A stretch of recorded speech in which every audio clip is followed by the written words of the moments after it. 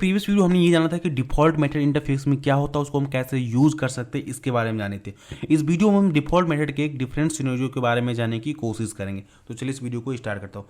तो सिंपली यहाँ से मैंने एक जावा का प्रोजेक्ट रखा है। यहाँ पर एक पैकेज हमारा है com.defaultTest। यहीं पर मैं सिंपली एक क्लास को क्रिएट करता हूँ। तो यहाँ पे न्यू पे आऊँगा एंड यहाँ पर सिंपली क्लास पे क्लिक करूँगा और उस क्लास का नाम सिंपली मैं दूंगा, इसका नाम देता हूँ डिफ़ॉल्ट एंड डेमो। क्लास का हमारा नाम रहेगा डिफ़ॉल्ट डेमो। ओके, अब इस क्लास के अंदर हम क्या काम करते हैं, मेन मेथड को डिक्लेयर करते हैं। यह हम मेन मेथड डिक्लेयर कर दिया। ओके, तो सिंपली कंट्रोल और यहाँ से करिए और सिंपली मेन मेथड डिक्लेयर कर देगा। अब हम इस प्रोजेक्ट एक्सप्लोरर को पहले यहाँ से मिनिमाइज कर देता हूँ। ओके, जिसकी फुल स्क्रीन आपको दिखाई दे। अब मेरा सिनेरियो क्या है, यहाँ पर मैं दो इंटरफेस क्रिएट करूंगा। उन दोनों इंटरफेस में एक डिफ़ॉल्ट मेथड को डिक्लेयर करूंगा जिसका नेम क्या होगा, सेम होगा। तो उसको जो थर्ड क्लास इंप्लीमेंट करेगा तो उस सिनेरियो में क्या कोई एक्सेप्शन आएगा, अगर एक्सेप्शन आएगा तो उसको हम कैसे हैंडल कर सकते हैं, इस चीज़ को बारे में जानेंगे। उस सिनेरियो को हम कैसे यूज़ कर सकते हैं, अगर कोई ऐसा सिनेरियो हो तो वहाँ पर हम कैसे हैंडल कर सकते हैं, इसके बारे में जानेंगे। ओके, तो चलिए इसको प्रैक्टिकली स्टार्ट करता हूँ। तो सिंपली यहाँ से मैं एक इंटरफेस क्रिएट करता हूँ। सबसे पहले लिखता हूँ इंटरफेस और इस इंटरफेस का नाम सिंपली देता हूँ इंटर वन। ओके, और इसके अंदर मैं सिंपली एक मेथड डिक्लेयर करता हूँ। तो इसका देता हूँ डिफ़ॉल्ट, हमारा मेथड रहेगा डिफ़ॉल्ट एंड इसको रखता हूँ as a public and wide and इसका नाम सिंपली देता हूँ fun1। ओके, ये हमारा हो गया।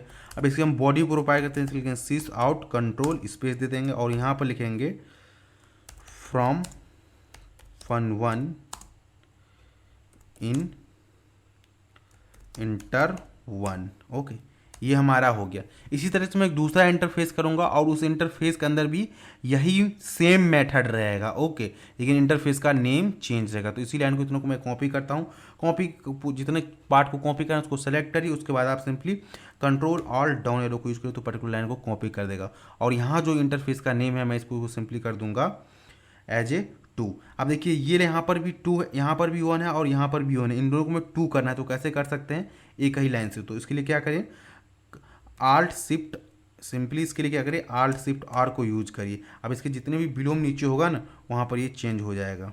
इसके लिए कुछ अभी काम नहीं किया लेकिन ये ऐसी काम करता है। ओके, एक शॉर्टकट की था। अभी हमारा इंटरफेस 2 हो गया।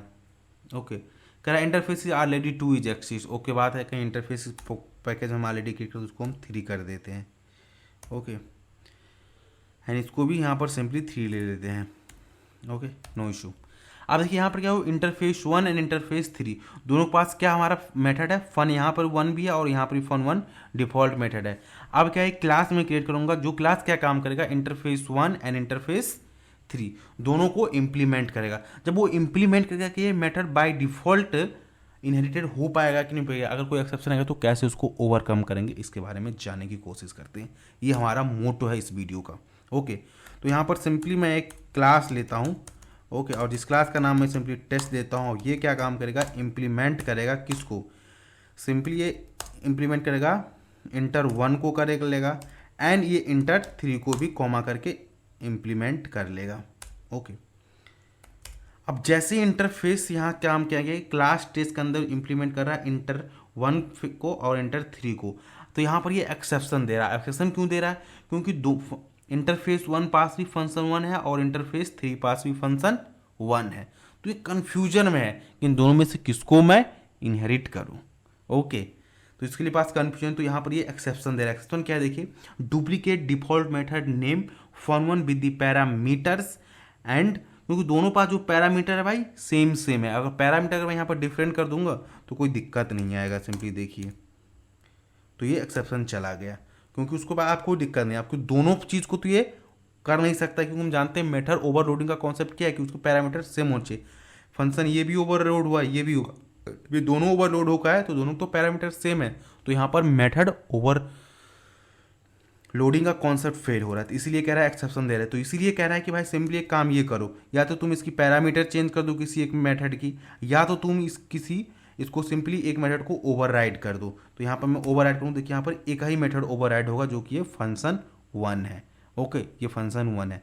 तो सिंपली मैं क्या काम करता हूँ, अब इस क्लास टेस्ट की ऑब्जेक्ट को क्रिएट करता हूँ और देन इस फंक्शन 1 को कॉल करता हूँ, देन इसके ओवरऑल सिनेरियो को देखने की कोशिश करता हूँ। ओके, तो मैं सिंपली यहाँ से आया और उसको दे दिया test okay, and T equal to new and test दे दिया, और यहाँ टी डॉट सिंपली fun1 को मैं कॉल करता हूँ।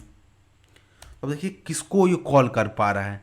अभी यहाँ से देखते हैं कि ये जो है इंटरफेस 3 को कॉल कर रहा है या इंटरफेस 1 को कॉल कर रहा है, इन दोनों को देखने की कोशिश करते हैं। ओके, तो रन आए और यहाँ पर रन है जावा एप्लीकेशन पे हिट करेंगे तो सिंपली देखिए यहाँ से हमारा आउटपुट फ्रॉम fun1 इंटर 1, ये काम क्या क्या, ये इंटरफेस 1 को यहाँ से कॉल कर दिया, कर दिया। ओके, इंटर 1 देखिए यहाँ पर क्या कॉल हो रहा है, inter 1 dot super dot fun, ये क्या हो, जो इंटरफेस 1 है उसकी फंक्शन 1 को कॉल कर रहा है। ओके, अगर आपको 3 को कॉल करना है तो सिंपली यहाँ पर 3 कर दीजिए, तो ये क्या काम करेगा, ये 3 को कॉल करेगा, क्योंकि इंटरफेस 3 को ये सुपर, इसका क्या है, फंक्शन 1 ही तो है इसके इंटरफेस 3 पास, तो अभी 3 का कॉल करेगा। इससे पहले किसको कॉल कर रहा था, 1 को कॉल कर रहा था। जावा एप्लीकेशन 3 काम करेंगे और यहाँ देखिए output from fun1 in inter 3, अभी इंटरफेस 3 कॉल में।